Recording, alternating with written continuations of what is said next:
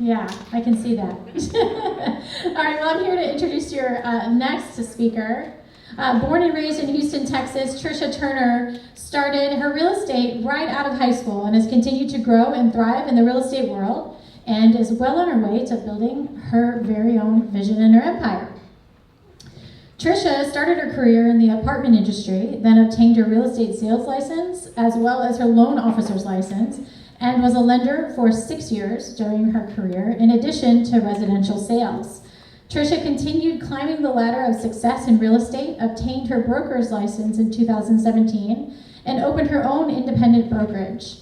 Tricia Turner and her team have been consistently growing each year with a target sales volume for 2022 of $100 million. Tricia resides in Fulshire, Texas, with her 3 children, enjoys working out and reading in her spare time, and is determined to make a difference in this world. And I just want to know, Tricia, did you ever find that raccoon or whatever that was in your real estate, your Facebook Live? She has the best social media, you guys. You need to follow her. Give it up for Tricia.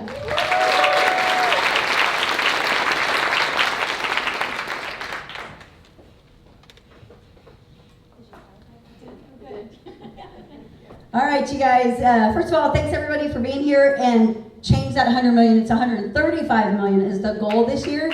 It was 100 million, and then John Sheplack said we had to increase it by 35% because he's one of our mentors, and so we did. So it's 135 million for this year. So I believe that everybody has a story. I believe that everybody can be successful. My hashtag, yes you can, everything.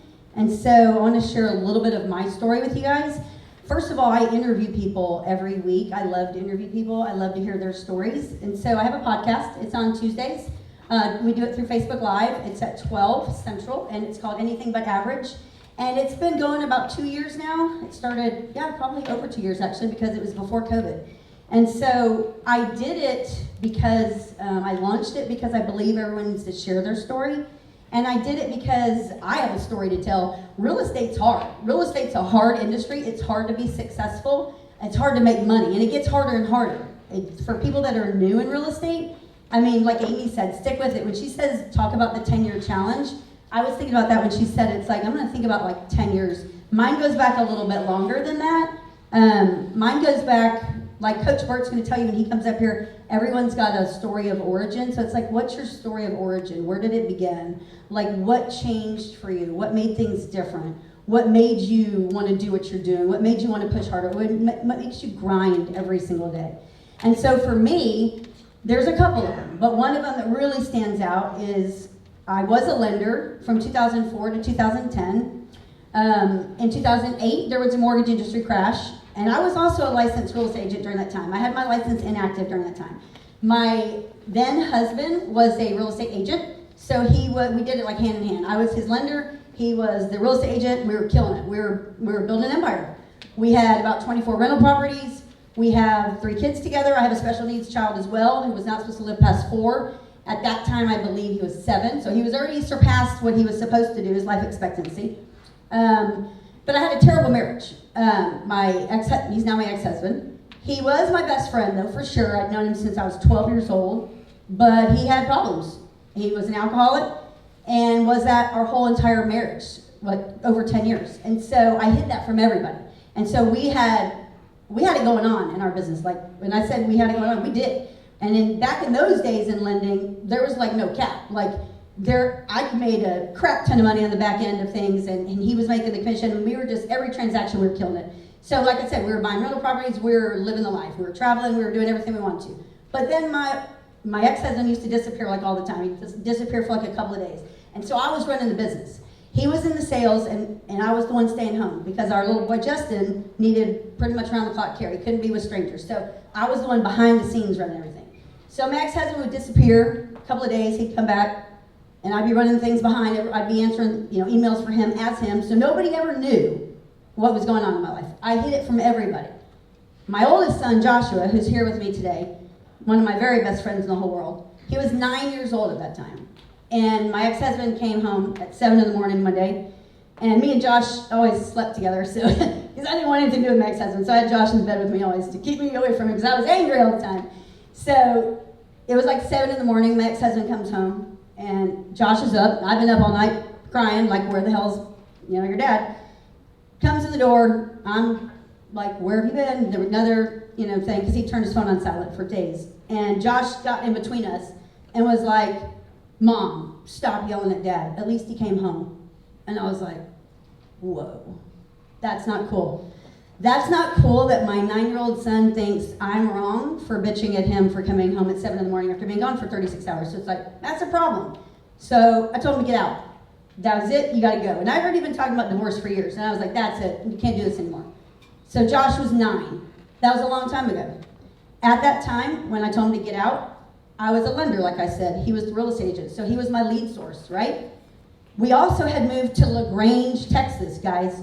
I'm not from the country, I'm from here, born and raised in Houston. But I went there because that was supposed to save our marriage. He was gonna sober up. We'd start over, but we can still work from Houston and Katy. It's only an hour away. Yeah. So there I am in LaGrange with 3 kids. I don't want to be in LaGrange, right? What the hell am I doing here? So he leaves and he goes back to Houston. I'm like, well, this is awesome. I'm stuck in LaGrange. I got to sell this freaking house. I got no lead source now because we are not friends at all. And that was a hard time, big time hard time. And this was in 2008. 2008, y'all. Mortgage industry crashed. So there went that too. I was like, oh, wow. So I'm in LaGrange with 3 kids. Don't want to be there. Got to sell this freaking house.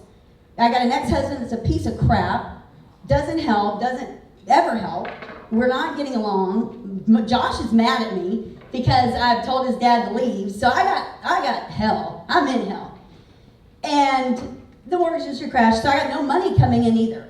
And so I'm still fighting. I'm grinding like I'm losing deals left and right. Every month, back then, if you weren't in real estate, I'll tell you something. There was hardly anybody. You were in real estate, weren't you, Jeff?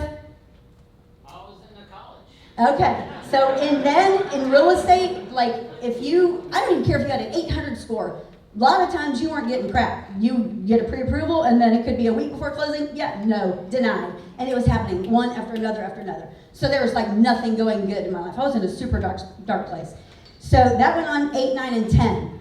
I also started dating someone during that time. In 2010. My mom passed away in 2010, and in 2010, the guy I was dating was abusive. So I got beat up a couple of times in 2010, physically.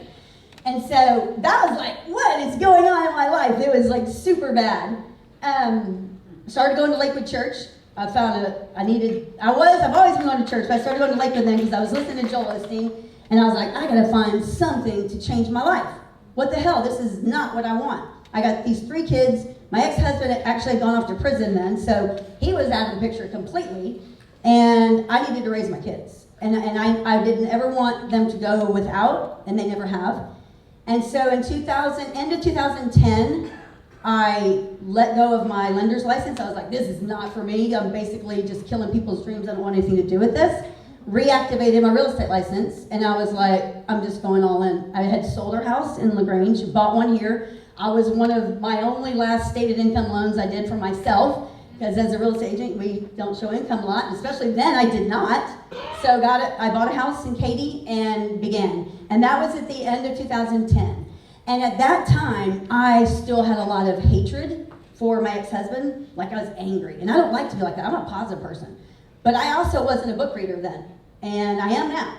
And so at that time, I hated him so much, like I couldn't focus on positive things. I put on a big facade, but inside I was like being eaten alive with just anger. And so I think it was through Joel Osteen, I heard of Joyce Meyer. And I was like inspired by her because she's got a story to tell. And so I read her book on forgiveness. I need to forgive this guy, right? Because it's not doing me any good hating him. Like the sound of his voice would just incite anger in me. And so that was the first book I read in its entirety. And I've always worked out my entire life, since I was 16. And so my morning routine has always been, I start the morning working out. Now, before Justin, my special needs child, before he was born, I used to go to the gym every morning. When he was born medically challenged, so he has Down syndrome and autism. He was born with his intestines detached. He was born with a bad heart. He was born with lung disease. And so Justin almost died Christmas Eve when he was born December 13th. He almost died that first Christmas Eve he is only here by the grace of God. My pastor prayed over him that night, and he survived. And so once Justin came into my life changed completely. I couldn't go to the gym anymore because he was not allowed in the gym. The kids club can't take care of a kid like that. He's challenged. I mean, he is. He was pretty much lifeless. So my whole life changed. So that's when I started getting up at 4 a.m. So I've been getting up at 4 a.m. Justin's 21. I've been getting up at 4 a.m. for 21 years, at least. And working out because, again, I was taking care of 3 kids by myself. Because even when I was married, keep in mind, my ex-husband was gone. He was either working or he was out partying. So it was me, always been me. So when I talk about single moms and I hear single mom stories, it's like, yeah, I don't really have a lot of empathy for you because I've been there. So when you tell me you don't have time to do something or you're tired, it's like, please save that for somebody that matters. That doesn't matter to me. There's always a way.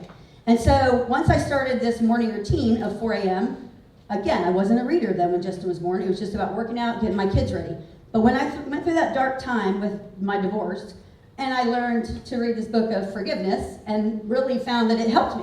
When I got done with that book, and I used to read every morning, I would get up, I would read a chapter of this book. I committed to reading a chapter of this book every day until it was done. And then I started reading scripture too. Because I was like, I was in a dark place, I need help. So I would read a chapter of Joyce Meyer's book, I'd read some of the Bible, I'd work out, and then it was all about taking care of my kids, getting them to school, and then grinding. And my son, Justin, would have to come home on the school bus, because he's special needs, to my door every day at 3:30. And I better be there to get him. I'm a single parent, so it's like, crap, I'm in real estate. Half the time I'd be showing property at Galveston and somewhere. I'm like, oh my gosh, I'd be calling people, can you please go to my house? My son's about to get dropped off, and I'm like an hour away still. Until Josh was old enough. Once Josh was old enough to be like the caregiver, then it changed a little bit. But when I finished that book on forgiveness, it changed my life. I actually did forgive him, and I told him that. I was like, I don't hate you anymore. I don't like you, but I don't hate you. And you no longer can rule over my insides. Like, I'm done with that. I actually feel sorry for you. And I still feel sorry for him. I still don't care for him very much, but I feel sorry for him. We still talk all the time. But after I read that book and I realized how impactful it was in my life, I became an avid reader. Like, one after another, every day. I start reading every single day because it helps your life. It changed my life. And so 2011, I worked pretty much no days off, just hustling, grinding every single day, developing this regimented morning routine, because you've got to have that. You've got to be able to start your day with the right intentions, with the right mindset. And we talked about mindset's huge. Mindset's huge. And so for me, I read everything on being a better leader, being a better real estate person, being better in sales, being someone that can't let that poison in. Joel Osteen says it like this. He puts it like this. I always talk about mind, body, and soul. Feed your mind, body, and soul. And this is kind of what, and he said this, and I learned this from one of his sermons. He's like, you got to think of it like this. Like, look at these ships that sail out to sea. These huge, like cruise ships and stuff, they're huge. But the water doesn't get in, they don't sink. They're out there in the middle of nowhere, guys, like being guided by some little controls. But the moment there's a crack and the moment that water penetrates, it's over.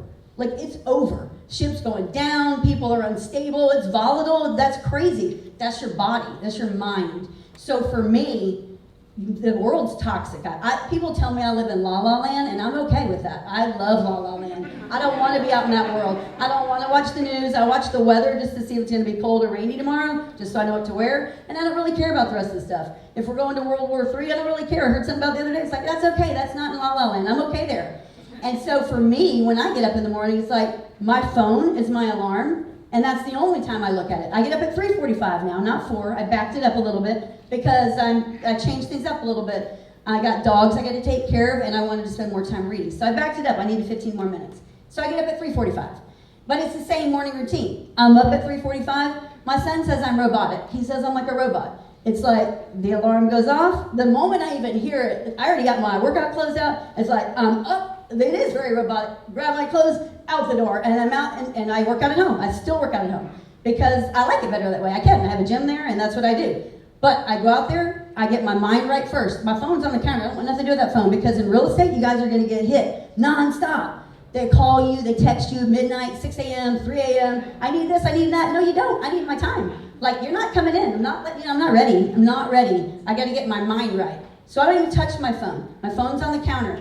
I'm drinking some caffeinated water to get myself going.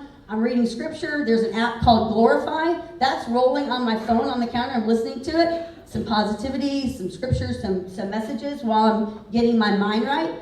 I work out, and then I read more. I read more for the day because I still need to get my mind right before I ever get out into the world. The world's cruel, y'all. Still not touching my phone. I see it.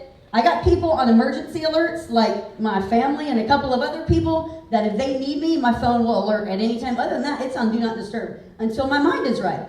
And I don't want to hear from anybody. And so I read.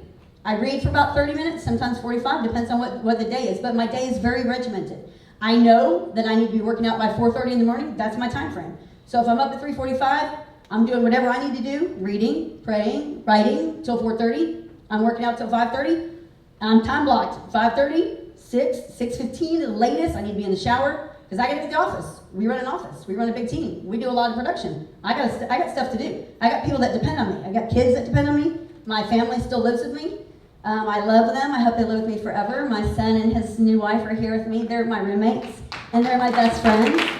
And so I got to prepare a life for them. I want them to live in abundance. I want everybody to live in abundance. And so with you guys, I need y'all to really stay focused on your mindset because it changed my life. This regimen has changed my life, and it's changed other people's life.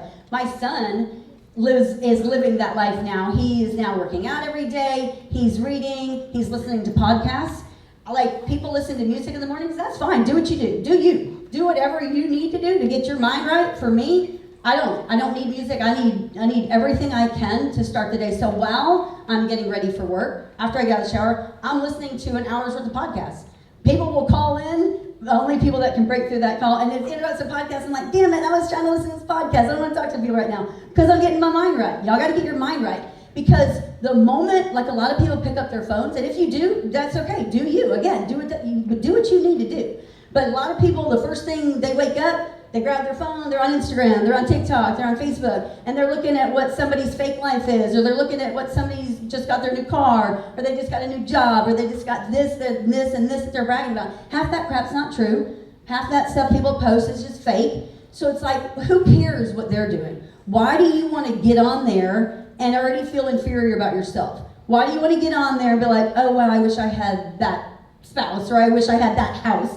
No, who cares? Again, do what you need to do to get your mind right. But for me, it's like, that stuff doesn't matter. I'm laser focused on the things that matter because when I went through the dark place in my life, I didn't have help. My dad, both my parents are passed away. My dad passed away from COVID a few months ago, which really sucked because he was also one of my best friends. He was a hard ass, a super hard ass. He was one of the most frugal people you ever met in your life. I mean, in my entire life, like Christmas gifts were, here's $50 maybe, or a General Mills cereal box thing. It's like, I'm a pescatarian. He'd give me like sausage and stuff. It's like, I don't even eat meat, dude. Do you even know me? But that was my dad. He was not a giver. Like, he believed everyone had to work. Like, it was never like, Dad, can I have this? Yeah, no, that's not happening. And my mom left the world in 2010, so she's been gone for a long time. She was also super tight. But we were good friends, but I didn't ever have that help. She never let my kids spend the night, ever. That wasn't her thing. She babysat when needed, if she wanted to. It wasn't her thing. So I never had help, ever. And then I worked for every big box company out there. I've been at Keller Williams twice.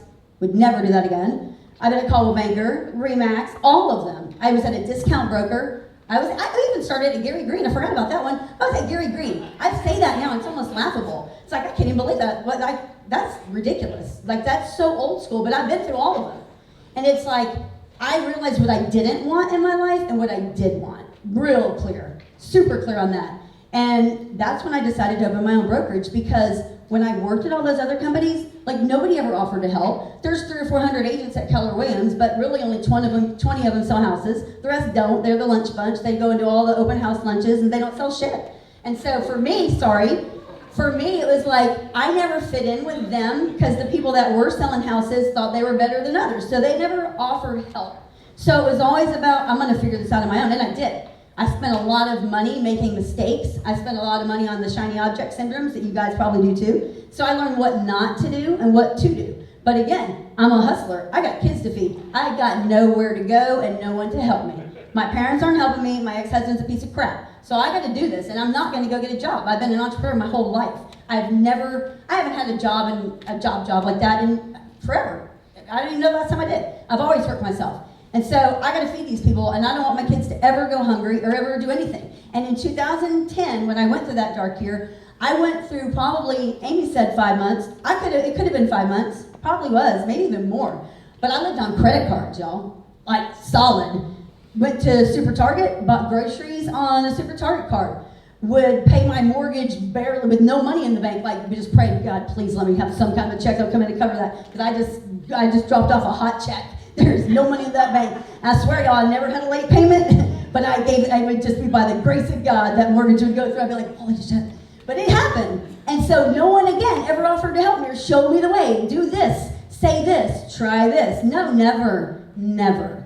And so when I went through that, I got through that year. At the end of 2011, when I got my 1099, I was like, holy shit, I made $85,000 that first year. And I was like, dang, I didn't even think that, because I was just hustling, every day hustling. And I'm not looking. I don't track anything. Everyone that knows me knows I'm all D&I. I don't track anything. I don't budget anything. I don't look at any of that stuff. I don't track numbers. Everyone thinks it's funny. It's like, I don't know. Everyone asks me about a number. I'm like, I have no idea. I didn't even know what our sales volume was until right after the new year, because I didn't want to know. I don't track this stuff. I don't care. I know that we're going to hit our goals. We're going to keep going. And so when I got that first 1099, I was like, holy crap. And like Amy said, I was like, I want to make 6 figures. That was the goal. And I almost did. And I was like, shit, doing it next year. And so then it just became double. Every year, let's double. Then let's do this. Then let's do this. And then it became just, this is what we do. This is what's expected.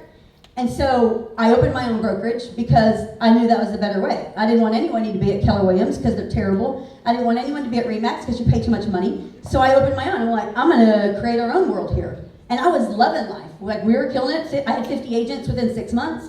We were selling over 300 homes a year. We were like doing a lot of stuff. And then I met Michael Reese and Jay Kinder, who are like dear friends of mine now. They were running a coaching business. And it's the National Association of Expert Advisors. And I was like, who are these guys? And I went to a seminar, and it was how to become the dominant listing agent in your marketplace. It was their presentation.